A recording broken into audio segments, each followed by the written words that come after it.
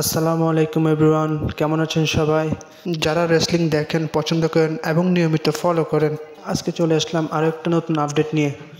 সম্প্রতি আপনারা সবাই জানেন ব্লাড লাইনের একটা ফ্যাকশন এখন আবার নতুন করে তৈরি হয়েছে। রোমানের যে টাইটেল হারার পর থেকে এখন পর্যন্ত আবার নতুন করে সোলো সিকাওয়া টামা টোঙ্গাকে নিয়ে একটা নতুন ব্লাড লাইন প্রতিষ্ঠিত করেছে। ইতিমধ্যে এই ব্লাড লাইনের মধ্যে তারা পল হেমনকে যুক্ত করেছে তার অনিচ্ছা সত্ত্বেও।